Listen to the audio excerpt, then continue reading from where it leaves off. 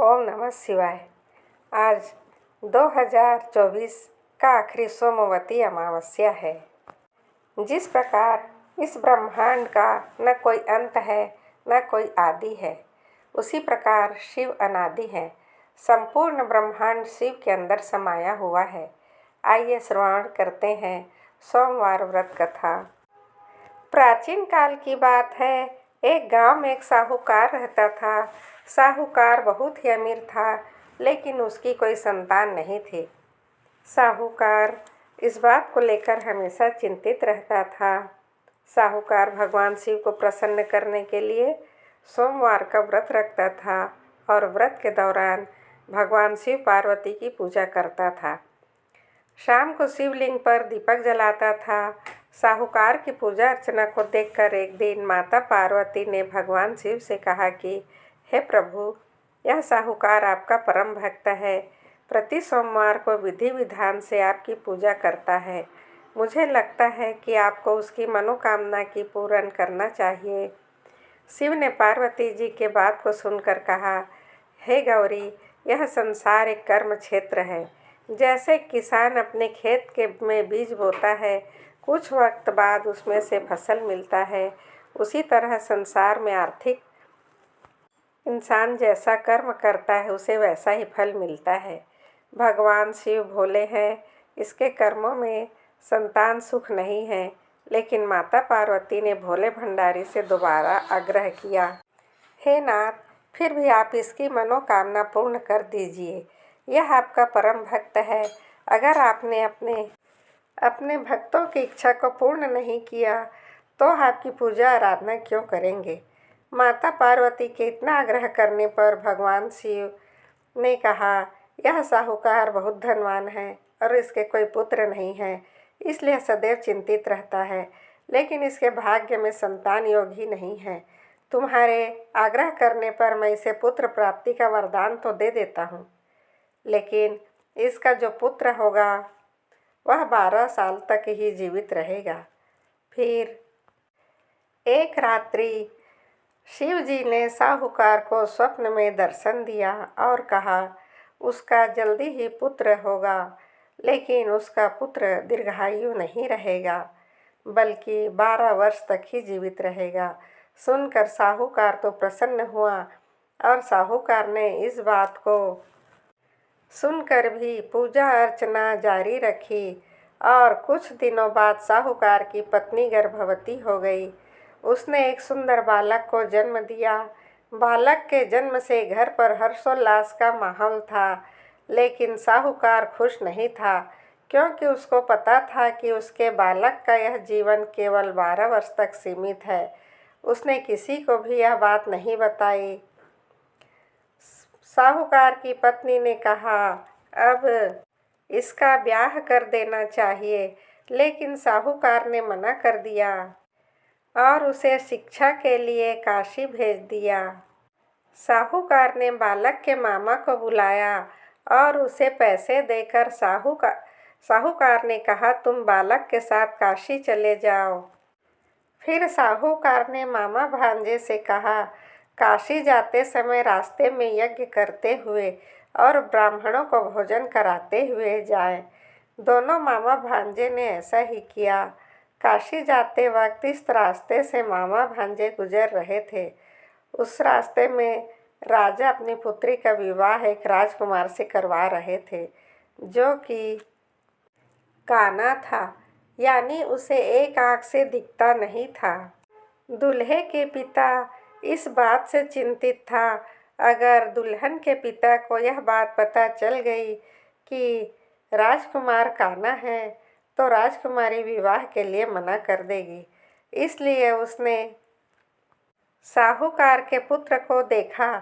तब उसने सोचा कि मैं अपने बालक के स्थान पर इस साहूकार के बेटे को बैठा देता हूँ। तोरण के समय बैठा दूंगा, दुल्हन पक्ष को भी पता नहीं चलेगा। उसका पुत्र भी इस बात के लिए राजी हो गया। इस तरह साहूकार के लड़के ने दूल्हा के कपड़े पहने और घोड़े पर चढ़कर तोरण की रस्म पूरी की। तोरण के बाद फेरों की। जब बारी आई तो दूल्हे के पिता ने साहूकार के पुत्र से अनुरोध किया वह दुल्हन के साथ फेरे ले और विवाह संपन्न हो जाए, यह बात किसी को न बताए। मामा भी राजी हो गया और विवाह समारोह निपट गया। शादी संपन्न होने के बाद मामा भांजा काशी के लिए प्रस्थान कर गए, परंतु साहूकार के पुत्र ने दुल्हन के कपड़ों पर लिख दिया कि तुम्हारी शादी मुझसे हुई है, लेकिन जिसके साथ जाओगी वह एक आँख वाला आदमी है और मैं काशी में शिक्षा ग्रहण करने जा रहा हूँ। जब राजकुमारी ने यह बात पढ़ी तो उसने राजकुमार के साथ जाने से इनकार कर दिया और अपने पिता से कहा, यह मेरा पति नहीं है, मेरा पति शिक्षा ग्रहण करने काशी गया है। जब यह बात फैल गई तो मजबूरी में दूल्हे के पिता को सारी बात बतानी पड़ी और दुल्हन के पिता ने भी अपनी बेटी को भेजने से इनकार कर दिया। इधर मामा भांजे दोनों काशी पहुंच गए और बालक शिक्षा ग्रहण करने लगा। मामा ने यज्ञ करवाना शुरू कर दिया। सप्ताह जब साहूकार का पुत्र 12 साल का हो गया तो एक दिन अपने मामा से बोला, उसकी तबीयत ठीक नहीं है, वह सोने अंदर जा रहा है। साहूकार का पुत्र अंदर सोने गया, उसकी मृत्यु हो गई। कुछ देर बाद जब मामा अंदर पहुँचे, उन्होंने अपने भांजे को मरे हुए देखा तो बहुत दुखी हुए, परंतु वह रो नहीं सकते थे क्योंकि उनका यज्ञ अधूरा रह जाता। इसलिए मामा ने वापस जाकर यज्ञ पूरा किया और ब्राह्मणों को भोजन कराने के बाद मामा अपने मृत भांजे को देखकर रोने लगे। उसी वक्त उसी मार्ग से पार्वती गुजर रही थी।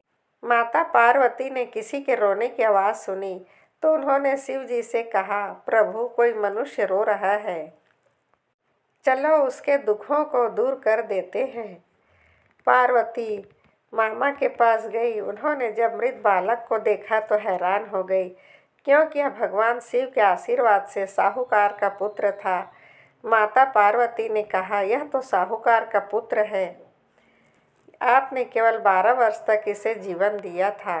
पार्वती जी ने मृत बालक को देखा तो उन्हें दया आ गई और उन्होंने शिव जी से कहा, प्रभु आप इस बालक को जीवन दान दे दीजिए, वरना इसके माता पिता जीते जी मर जाएंगे। माता पार्वती के आग्रह करने पर शिव जी ने उनकी बात मान ली और उसे जीवन दान दे दिया। साहूकार का पुत्र जीवित हो गया और मामा भांजे अपने घर की ओर प्रस्थान के लिए चल दिए। रास्ते में साहूकार का पुत्र जाते हुए उसी शहर में पहुंचा जहां उसका विवाह हुआ था। दुल्हन के पिता ने बालक को पहचान लिया और मामा भांजाओं को लेकर अपने महल आकर ले आया। दुल्हन के पिता ने एक समारोह किया और अपनी पुत्री को साहूकार के साथ विदा किया। जब साहूकार का बालक अपने घर पहुंचा, उसके माता पिता छत पर बैठे थे और सोच रहे थे, अगर उनका पुत्र सही सलामत वापस नहीं लौटा तो वे दोनों किसी भी वक्त छत से कूदकर अपनी जान दे देंगे। पर उसी समय उसके मामा और भांजा आ गए। उन्होंने बताया कि उनका पुत्र जीवित है और विवाह करके वापस लौटा है।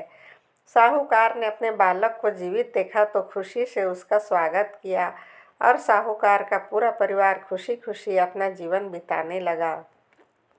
जैसे भोलेनाथ ने इस परिवार पर कृपा करी, ऐसी कृपा सब पर करना। एक छोटी सी कथा और है। एक दिन भगवान शिव शंकर भ्रमण के लिए जा रहे थे। तब माता पार्वती बोली, मैं भी आपके साथ चलूँगी। तब भोलेनाथ ने कहा, देवी आप मेरे साथ मत चलिए, आपको भूख और प्यास लगेगी। तब पार्वती जी ने कहा, नहीं महाराज मैं भी चलूँगी। रास्ते में पार्वती जी को भूख लगने लगी। उन्होंने भोलेनाथ से कहा, महादेव जी मुझे खीर का भोजन चाहिए। तब शिव शंकर बोले, मैंने तो आपको पहले ही कहा था कि आप मत चलिए। तब भगवान शंकर और माता पार्वती वेश बदलकर एक गांव में गए। चलते चलते वहां एक साहूकार का घर मिला। तब साहूकार बोले, महाराज आपको क्या चाहिए? ब्राह्मण वेश शंकर जी भगवान ने कहा, हमें खीर खांड का भोजन चाहिए। इस पर साहूकार ने कहा, अगर आपको भोजन चाहिए तो अपने साहूकारनी ने कहा, अगर खीर खान का भोजन चाहिए थे तो अपने घर में क्यों नहीं रहे। साहूकारनी का उत्तर सुनकर वह दोनों आगे चल दिए। फिर उन्हें एक बुढ़िया मिली। बोली, आओ महाराज बैठो, आपको क्या चाहिए। तब ब्राह्मण वेश में भगवान शिव शंकर बोले, मेरी पत्नी को खीर खान का भोजन चाहिए। बुढ़िया ने कहा, महाराज मैं अभी लाई। फिर वह एक लोटा लेकर चल दी। ब्राह्मण ने कहा, बुढ़िया माँ कहाँ जा रही हो। वह बोली, मैं दूध चावल लेने जा रही हूँ। तब ब्राह्मण ने कहा, बुढ़िया माँ, अपने घर में देख, दूध के टोकने भरे हुए हैं, चावल की परात भरी है और खांड की बोरी भी है। फिर बुढ़िया घर के अंदर गई। उसने देखा कि दूध, चावल और खांड सब कुछ है। फिर उसने खुशी खुशी खीर बनाई। भगवान शंकर और माता पार्वती को जिमा दिया। उनके खाने के बाद बुढ़िया ने कहा, मैं इस बची हुई खीर का क्या करूं? मेरा तो कोई भी नहीं है। तब ब्राह्मण बोले, बुढ़िया माँ, आंखें बंद करो। बुढ़िया ने आंखें बंद कर ली। फिर उन्होंने कहा, अब आंखें खोलो। बुढ़िया ने आंख खोलकर देखा तो उसका पूरा परिवार हो गया। बुढ़िया ने कहा, महाराज, मैं इन्हें कहाँ रखूं? तब ब्राह्मण वेशधारी भगवान ने झोपड़ी को लात मारी। वह झोपड़ी महल बन गई। यह देखकर बुढ़िया बहुत खुश हुई और वह खीर के कटोरे भर भर के बांटने लगी। जब वह खीर देने साहूकार के घर गई तब साहूकारनी बोली, तेरे घर में खीर कहाँ से आई? तब बुढ़िया ने कहा, मेरे घर में खीर खान का भोजन करने एक ब्राह्मण और ब्राह्मणी आए थे, उन्हीं के प्रताप से यह सब हुआ। तब साहूकारनी ने कहा, मेरा धन तेरे घर कैसे आ गया? मेरे पास तो कुछ भी नहीं रहा। कहाँ है वह ब्राह्मण और ब्राह्मणी? फिर बुढ़िया माँ ने कहा, अभी वे दोनों मेरे घर से निकले हैं। तब साहूकारनी भागी भागी उनको ढूंढने लगी। रास्ते में उसने उन दोनों ब्राह्मण और ब्राह्मणी को देखा। बोली, थोड़ा ठहरो, मेरा धन उस बुढ़िया को क्यों दे दिए? तब ब्राह्मण वेशधारी महादेव ने कहा, तूने ना करी, तेरी ना हो गई। उसने हाँ करी, उसकी हाँ हो गई। मैंने तो तेरा किसी का ना उठाया ना किसी को दिया। तब साहूकारनी ने ब्राह्मण और ब्राह्मणी के पैर पकड़ लिए और बोली, महाराज, मेरी गलती माफ़ करो। महाराज, मेरी गलती माफ़ करो, मेरी गलती माफ़ करो, मुझे कुछ तो दे दो। साहूकारनी के इतना कहते ही ब्राह्मण और ब्राह्मणी बने हुए भगवान और माता पार्वती अपने असली वेश में आ गए और बोले, तेरे घी लड़ी में घी रहेगा, तेल लड़ी में तेल रहेगा, कान तेरा रुके ना और धन तेरा जुड़े ना। इतना कहकर माता पार्वती और शंकर भगवान अंतर ध्यान हो गए। शिव शंकर भगवान और माता पार्वती, जैसे आपने बुढ़िया माँ पर कृपा की वैसे ही सब पर कृपा करना। कहानी सुनने वाले और सुनाने वाले सब पर अपनी कृपा बनाए रखना। यदि आप मेरे चैनल पर नए हैं तो प्लीज़ सब्सक्राइब कर दीजिए, लाइक कर दीजिए। आपका दिन शुभ हो, मंगलमय हो। आप सदा हंसते रहिए, मुस्कुराते रहिए। जय भोलेनाथ।